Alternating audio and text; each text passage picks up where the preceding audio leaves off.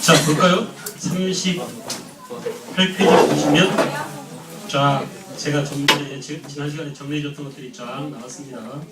이미 다 했던 것들이니까 거기는 통과하겠어요. 38페이지 봐봐.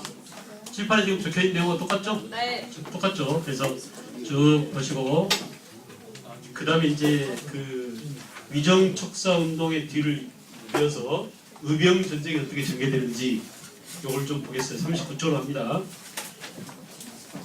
자, 여기는 핵심 포인트가 을미의병, 을사의병, 정미의병을 구분하는 문제가 잘 나와요. 이게 정미의병 때 사건인지 을미의병 때 사건인지를 구분하는 문제가 잘 나옵니다. 그것만 해결하면 돼요. 알겠죠? 예. 그래서 보세요. 맨 앞에 그 맨 위에 있는 한일의정서, 제1차 한일협정 이런 것들은 전부 다 큰 흐름을 지금 보여준 거고 그 밑에 있는 게 중요합니다.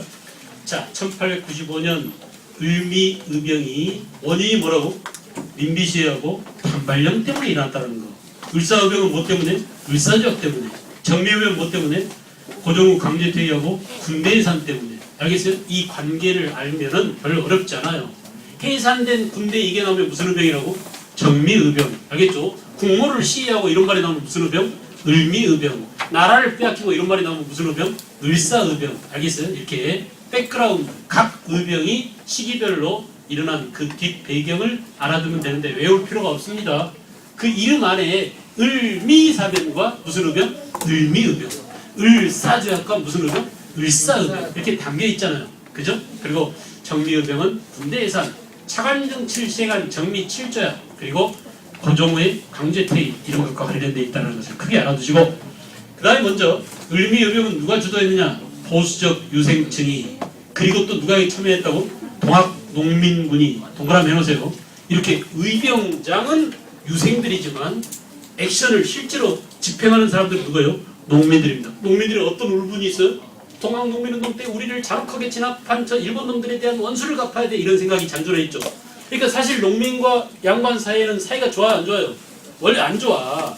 양반들이 지주로서 농민들을 뜯어먹었잖아요.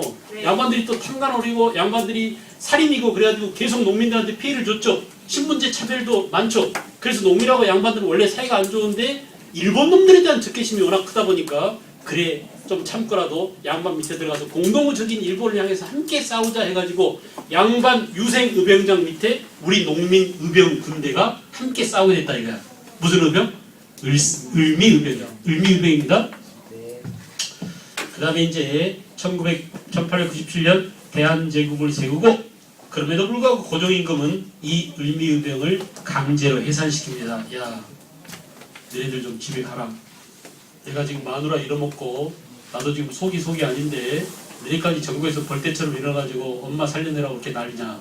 시끄러! 그래서 아버지가 혼낸 거야. 자식들이 막 울고불고 난리도 아니야. 지금 우리 엄마 죽인 새끼 나와! 하면서 막 떠드니까 야 조용히 좀 해 하면서 큰 소리 친 거예요. 그래서 오히려 고종임금이 의병들을 강제로 해산시켰어요. 그러면 여러분, 을미의병 때 의병장은 고종임금의 해산 권고에 맞설 수 있어요, 없어요? 절대 못 맞섭니다. 왜? 이 사람들은 유생이기 때문에. 임금의 명령은 곧 뭐예요? 어명이잖아. 이 어명을 어기면 뭐가 돼? 역적이 되는 거예요. 그래서 을미의병 때는 알았어요, 임금님 죄송해요, 집에 갈게요 하고 다 들어갔어요. 알았어요? 그래서 국왕의 해산 권고 때문에 9개월 만에 전부 다 해산돼 버리고 말았답니다. 그런 말이 나오면 무슨 의병이야?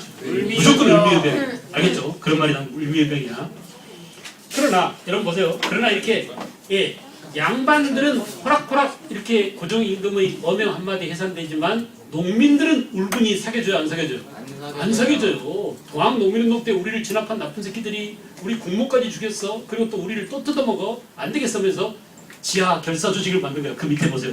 그래서 남학당 사건, 영학당 사건, 활빈당 운동 이런 것들은 을미의병 이후에 동학의 잔당들이 남아서 만든 계속 항일 운동을 했던 그런 의병 조직이었다. 알겠죠? 무슨 말인지 알겠어요? 그래서 특별히 좀 이름을 활빈당만 좀 잘 알아두세요. 이 활빈당이 의외로 수능 시험에 나왔었습니다. 알겠어요? 처음 들어봐서 하지 말고. 이거 홍길동전에도 나오는 이거 활빈당이죠? 홍길동이 만든 당파가 활빈당 아닙니까? 그 활빈당하고 이름 똑같아요. 활빈당이란 뭐냐? 가난한 사람들을 구제하겠다는 당파예요. 원래 당파 이름이.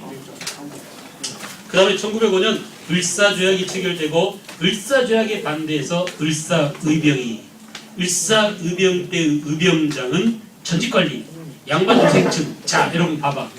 달라진 점이 시험에 나온다고 그랬어요.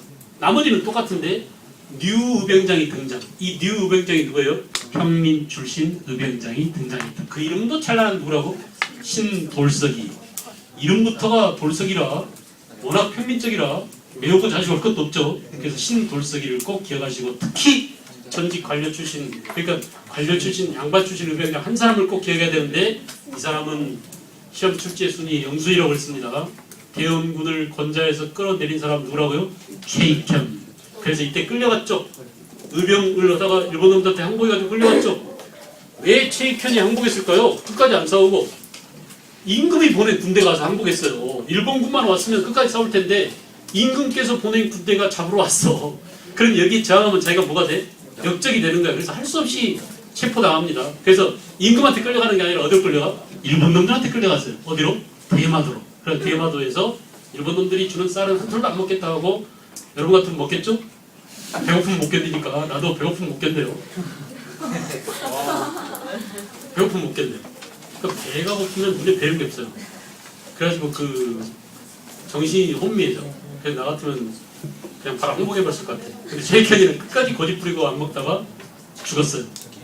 배고파 굶어 죽는 거, 단식 투쟁에서 죽는 걸 뭐라고 그래?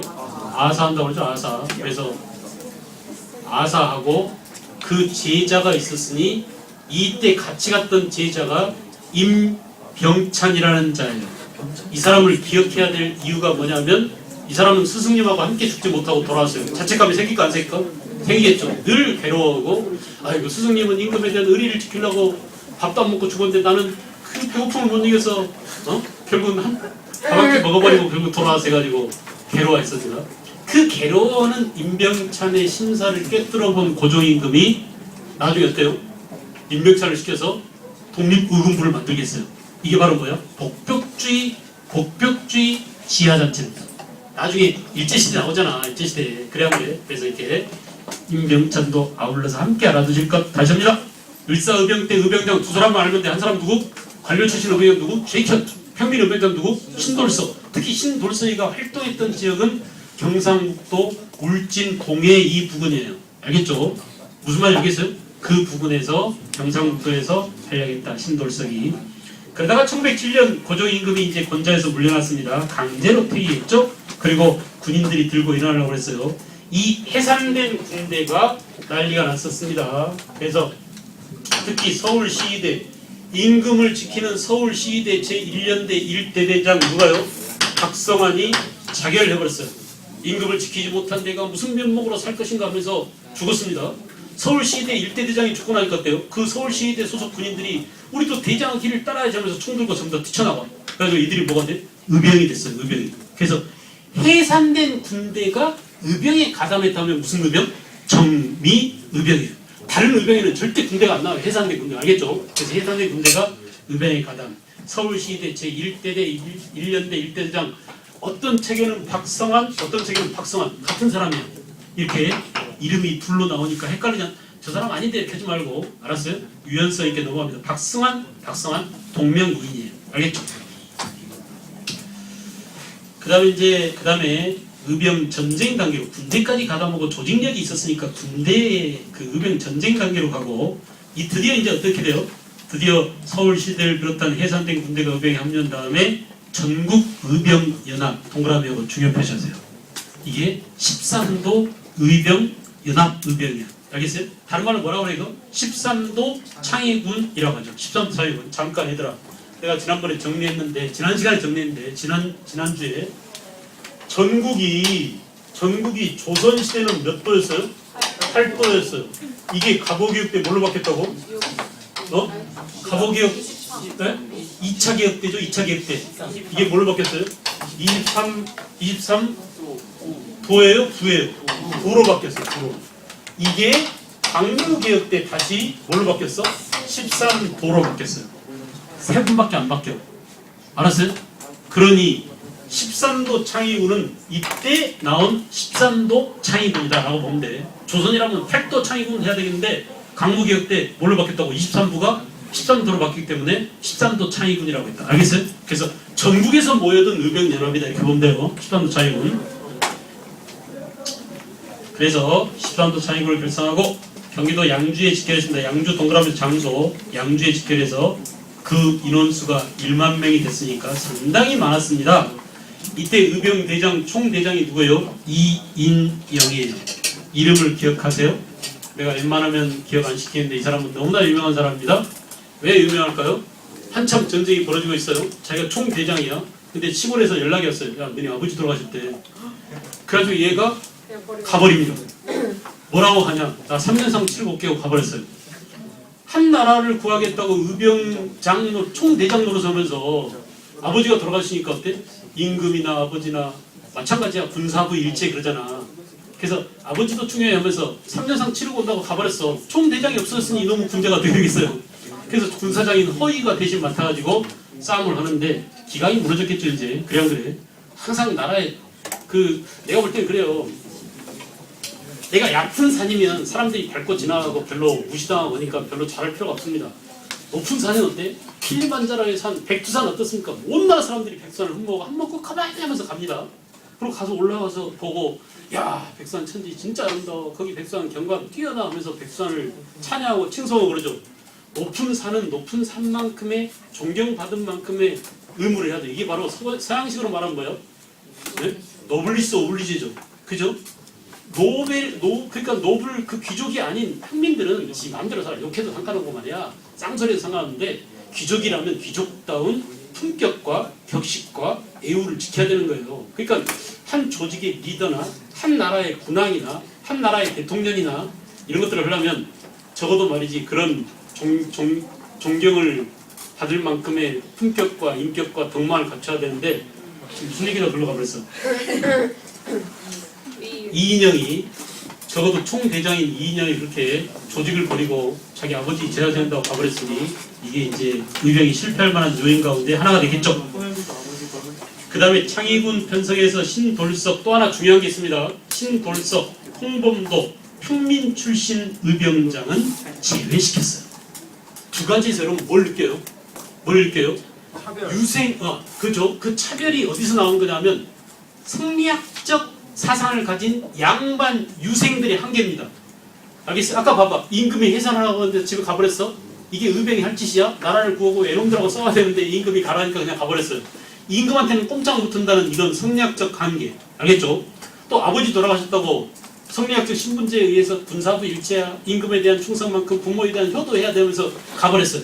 아직도 성리학적 한계를 갖고 있는 의병장들의 한계. 또 하나는 뭐? 야, 나 양반인데 새끼야 너 쌍놈 주제 얘기 와 있어. 나가 새끼야. 너 어떻게 쌍놈 얘기 왔어 하면서 누구? 홍범도. 그 독립군으로 유명한 홍범도. 얼마나 전쟁을 잘했습니까? 홍범도가 산수갑산 그 유명한 갑산의 포수입니다. 호랑이 잡던 포수예요. 얼마나 총도 잘 쏘고 싸움 잘하겠어요. 그 홍범도를 편미라는 이유로 내쫓아버렸어요. 신돌석이라고. 그러니까 아직도 양반 상놈 가르려는 이런 그 성리학적 한계, 이런 한계가 있었다. 알겠죠? 이게 문제에 나올 수 있어요. 세 가지를 조금 묶어보자. 다시 한번 해보자. 어명이라고 해서 최익현이 스스로 체포당했다. 알겠어요? 또 아버지 돌아가셨다고 총대장 이인영이 집에 가버렸다. 평민들이라고 싸움 자르는 신돌석이하고 홍범도를 의병 조직에서 몰아냈다. 이게 결론은 뭐냐? 이 세 가지 결론은 뭐? 양반 유생들의 한계가 있었다. 명장으로서 한계. 이해할 수 있겠죠? 정확 결론 내릴 수 있겠죠? 그 다음에 우세한 활약을 지닌 일본 앞에서 결국은 그 서울 진공작전을 개시했지만은 동대문 박 30리 지점까지 왔습니다. 지금도 있나 모르겠어요. 독립기념관 여러분 가봤나요? 난 가본 지 하도 오래돼서 모르겠는데 지금까지 있는지. 밀랍으로 인형 만들어가지고 이 전투를 옛날에는 전시해 놨는데 혹시 봤나요? 이게 동대문 박 30리까지 그 우리 청해군이 일본군을 섬멸하기 위해서 진공했던 진공작전 전투 장면을 거기다가 놨더라고요. 근데 실패했어요. 그리고 이제 어떠냐? 중요 표시합니다. 이게 또 나와요. 남한 대토벌. 알겠죠? 우리 이와 같은 의병 활동이 아주 씨가 말라버린 게 1909년 무슨 사건? 남한 대토벌. 누구에 의해서 자행된? 일본이 헌병 경찰력을 동원해서 그죠? 의병장 100여 명, 의병 4천여 명을 잡거나 학살했어요. 그런데 주의할 것. 남한 대토벌 이후 우리 의병 활동이 크게 축소했지만 라스트 의병이 있었어요. 마지막 의병이 있었어요. 이 의병은 1914년에 체포됩니다. 그러니까 1909년에 남한 대토벌을 통해서 국내 의병 활동이 완전히 씨가 말랐다라고 하면 돼, 안 돼요? 안 돼. 알았어요? 이 함정에 빠지면 안 됩니다. 왜냐하면 교과서에 나오거든. 이 1914년에 최응원이라는 사람이 전라도 지방에서 의병장으로 하려고 하다가 마지막으로 잡혀요. 이게 몇 년이라고? 1914년. 이게 일본의 무단 통치 기간 동안까지도 국내에 뭐가 있었다? 의병이 활동이 있었다는 거야. 알겠나요? 그러니까 1909년 남한 대토벌 때 의병 활동이 크게 위축되긴 했으나 아직도 국내에서 의병 활동을 하는 사람이 있었다. 라스트 의병 누구라고? 최응원. 이게 체포된 게 1914년이기 때문에. 그 다음에 이제 나머지는 국내에서 의병 활동하기 힘드니까 강도나 에너지를 가서 무장 독립군으로 재편성돼서 치열한 독립전쟁의 주도적인 역할을 담당하더라. 됐죠? 자, 여러분 40페이지는 지금 한 내용을 더 상세하게 기록한 것입니다. 알겠어요? 40페이지는 지금 공부한 내용을 아주 상세하게 한 내용이니까 통과. 알겠죠? 통과.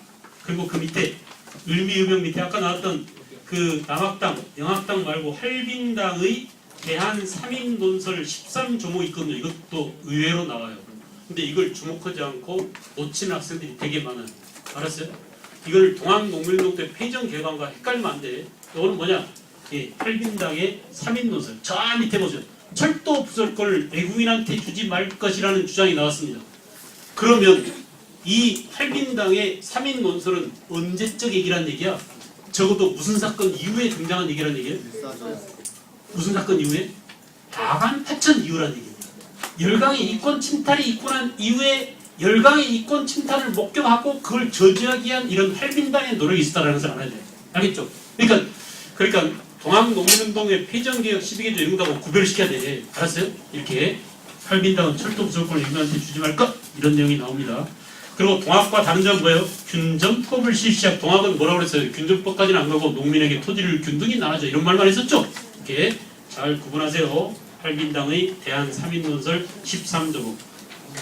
이것도 모의고사 한번 출제가 된 적이 있기 때문에 여러분들이 눈여겨볼 필요가 있습니다. 자, 그 다음에는 지금 이제 이거 다 했어요. 그리고 뭐예요? 요거 애국개몽운동. 간단합니다. 전혀 어렵잖아요. 보세요. 애국개몽운동을 시초는 누가 시동을 걸어놨어요? 독립협회가 처음으로 애국개몽운동. 독립협회가 어떻게 사람들을 개몽시키려고 그랬다고? 미몽 상태에 빠져있는 우리 국민들한테 야! 우리가 지금 애국한테 나라를 뺏게 생겼으니까 정신 똑바로 차려! 애국의식을 가져! 우리는 독립해야 돼! 이런 독립사상을 심어주고 또 하나는 뭐냐? 낡은 걸 버리고 우리도 빨리 근대화하자. 좀 근대하잖아요. 개합하잖아요. 그래서 서구 문물을 받아들이자. 이렇게 근대적인 사상이나 근대적인 기술, 합리적인 과학적인 생각 이런 것들을 주입시키려고 했어요. 알겠죠? 그래서 근대 사상과 애국 의식을 계몽시키려고 했다라고 해서 뭐라고? 애국 계몽 운동이야. 알겠어요? 그 중에 보안회 중요합니다. 아주 1904년에 만들어진 이 보안회는 일본 놈들이 야 조선 너네가 쓰지 않는 항무지 있잖아 그거 우리가 대신 좀 개간해 쓰면 안 될까 하니까 웃기지 마. 우리도 이미 항무지를 개간하려고 준비 다 하고 있어 라고 해서 황무지 개간권 저지를 성공시킨 단체. 우리 애국개몽운동 단체 가운데 자기네들의 주장을 성공시킨 게 별로 없어요. 근데 이 고안에는 일본 놈들이 황무지 개간권 저지 투쟁을 성공시켰던. 알았어요? 황무지 개간을 저지시켰던 그런 사례로서 아주 중요합니다. 나중에 이제 해산당하겠지만은 그 다음에 헌정연구회 중요회 독립협회를 개성했어요. 그리고 이게 지금 되게 헷갈리거든요. 왜냐하면 헌정연구회, 대한자강회, 대한협회 전부 다 독립회를 개성한 단체야. 근데 얘들을 구별하는 게 되게 중요하고 되게 어려워서 어려운 게 아니야. 아주 그냥 쪼잔한 문제가 나오기 때문에 여러분들 헷갈리기 때문에 중요합니다. 알겠죠? 역사적으로 의미가 있거나 아주 중요해서가 아니라 이걸 구분하는데 여러분들이 시험 문제 풀 때 실제로 애를 먹기 때문에 중요하다는 얘기예요. 다시 보세요. 그래서 헌정연구회는 글자 그대로입니다. 헌법을 만들어야 되지 않겠냐라고 헌법에 의한 정치를 연구하는 그러니까 뭐야? 헌정연구회. 그래서 의회를 설립해서 헌법을 만들고 헌법에 의거해서 나라 정치를 하자라는 것을 연구하기 위한, 알겠죠? 그래서 다시 줄거세 의회 설립을 통한 입헌적 정치 체제 수립 목적, 이게 나오면 헌정연구예요. 다시 합니다. 1번 타자가 누구라고? 동료협회. 동료협회는 워낙 동료협회 자체가 하나 테마가 되니까 그 자체로서 시험지에 따로 나오는데, 그 동료협회 후신으로 만드는 게 뭐라고요? 헌정연구회가 먼저입니다. 그 헌정연구회 한 일이 뭐야? 우리도 의회를 만들어서 헌법을 만들고 헌법에 의거한 정치를 하자라고 처음으로 주장한 단체가 뭐라고? 헌정연구회다. 됐죠? 헌정연구회가 먼저 나오고, 나머지는 시험에 안 나와요. 나머지는 외울 필요가 없어요. 그 다음 봐봐. 대한자강회는 헌정연구회 후신이래. 그러니까 결국 얘도 동료협회 후신이죠. 동료협회를 계승해서 만들어진 단체가 헌정연구회고, 헌정연구회가 일전을 성토하다가 결국 해산당하니까 그 뒤를 이어서 또 만들어진 단체가 대한자강회인데, 요건 뭐냐? 요것만 나옵니다. 시험에. 고종강제퇴의 반대운동, 이게 나오면 뭐라고요? 대한자강회예요. 이 구분을 할 줄 알 것. 알겠어요? 무슨 말 알겠어? 이 미세한 차이가 여러분들 괴롭혀요. 시험에 실제로 나오면. 다시 합니다. 헌정연구회는 뭐라고? 입헌정치, 의회 설치, 헌정연구회. 고종강제퇴의 반대, 그럼 뭐? 대한자강회. 알았어요? 이 구분, 이게 핵심이야. 그 다음에 대한협회는 아까 앞서 나온 대한자강회 활동을 계승했는데, 예, 점차 친일단체가 되었다. 그렇군요. 동료협회 후신들은 결국은 나머지 어떻게 돼? 친일파가 돼가고 있더라. 알겠죠? 그러나 마지막 애국개몽단체 뭐가 있었어요? 신민회. 아주 두드러진 단체입니다. 그러니 시험에 꼭 나오겠죠? 우리 역사상 처음으로 이제 왕 따윈 필요 없어, 국민의 대표를 뽑자. 뭐예요? 대통령을 뽑자고 주장한. 그래서 그 대통령을 뽑자는 정치제가 뭡니까? 공화제예요. 알았어요? 역사상 최초니까 중요합니다. 또 중요한 것은 뭐냐? 이 신민회는 뭘 했냐면 이걸 했었어요. 독립운동 기지를 건설하는데 앞장섰어요. 최초의 독립운동 기지 누가 만들었다고? 네? 삼원보를 만들었죠. 서간도의 삼원보. 이게 바로 신민회 소속 누구예요? 이회영이에요. 알겠어요? 그래서 이회영이 만든 서간 독립운동 기지 건설에 앞장섰던 이회영.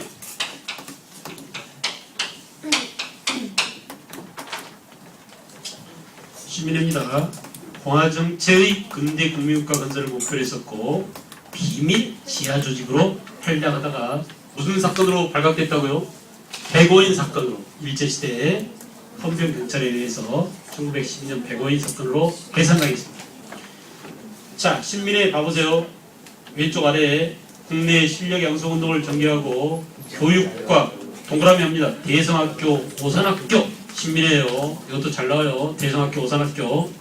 또 태극서관과 평양의 자기회사, 대구의 태극서관. 지역을 좀 써놓을래요? 자기회사는 평양에, 태극서관은 서점이야. 서점. 대구의 태극서관. 41쪽 맨 왼쪽 아래, 41쪽 왼쪽 아래에 신민회 나왔죠. 따로 독립돼서 나왔죠. 실력 양성운동 가운데 교육은 뭐라고? 대성학교와 오산학교. 또 산업, 경제적으로는 도자기회사와 태극서관을 만들었다. 됐죠? 국외 독립운동 기지를 건설하기 위해서 남만주, 여러분 내가 아까 얘기했는데 기억나나? 남만주를 다른 말로 뭐라고 그래요? 서간도라고 하죠. 서간도. 41쪽이 없어요. 41쪽 없는 사람 가져가. 남만주를 다른 말로 뭐라고 그래요? 서간도라고 그래요. 서간도. 동진아. 서간도. 그래서 출혈로 가자. 출혈로.